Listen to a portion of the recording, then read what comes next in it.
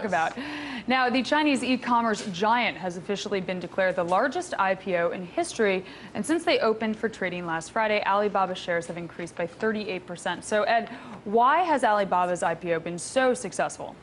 I think they tick all the boxes in terms of the things that you want. You have China, internet, you have payments, sold, etc. yeah. All these people are after that. They want that massive market, and it goes to show you where things are in the cycle, where we are now in the cycle for shares, for IPO shares. I think that's more than anything else, and obviously the fact that they're making a lot of money means that their shares are going to be going up. They're making $2 billion a quarter.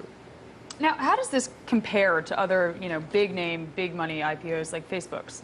Interestingly, Reuters did a poll of the top 15 IPOs, and if basically they underperformed the market all in all. Okay, so 11 out of those 15 shares actually were double-digit lower in terms of their return in the first year than the overall market. If you take out two specific share price things, that's NTT Docomo in 1998, which was right at the end of, right at the beginning of the bubble in internet stocks. And if you take out the ICBC, which is a Chinese bank, which IPO'd in 2006, you get an even worse number for the other 13. Really? So basically, all the big IPOs are almost, you could say, pump and dump type of actions. That they really, they may pop in the beginning, but the first year they really do poorly. Now, I'm really glad that you bring up this pump and dump idea, because we were talking about this earlier. And it's my understanding that retail investors, they don't get access to IPOs, the way that big institutional investors do. So how does the IPO allocation process work? Well, the way that it works basically is they make a book for institutional investors, mutual funds, pension funds, and they allocate, the vast majority of those shares to that. Fidelity actually has a little thing on their website, and they say, basically they have two quotes. Well, the first one is that, no retail investors, I don't know if we have this and we can pull it up, no retail investors get IPOs at all. We allocate some. Yes, we don't have it, I'm being told, but keep going, keep going. But then the second part is they say if you have over 500,000, we can give you allocation, but no one has that money. Except, so basically, it's allocated to just a very few people. Now, I also, I heard that Alibaba, which we know Yahoo, they make all their money via Alibaba. Now Alibaba is big enough to own Yahoo, and they're thinking about buying it. And the reason I say they make all their money, I'm being sarcastic here, but Yahoo owns a tremendous amount of Alibaba relative to the rest of the market. So will Alibaba buy Yahoo now?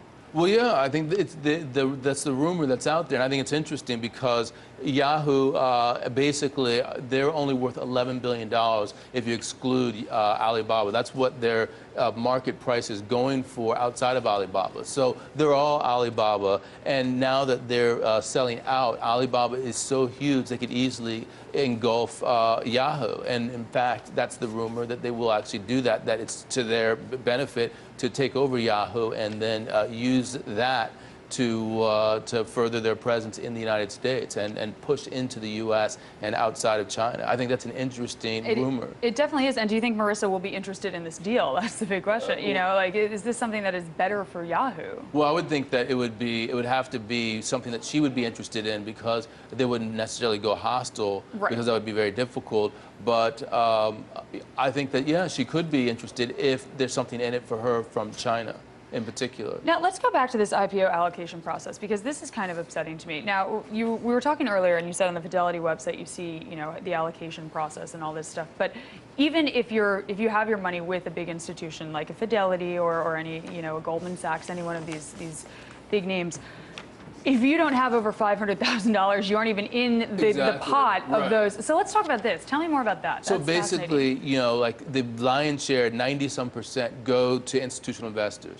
The rest, on Fidelity's website, it says point blank, if you have $500,000 of certain types of assets with us, we will allocate shares to you. And that's it. No one else will get any shares. So retail investors don't get in. Type, right. And so the way that the IPO allocation process works is in terms of the pop that we just saw. We saw a 38% pop day one. All of those investors get in on the IPO. They get the allocation at the IPO price, and they are legally entitled to be able to sell.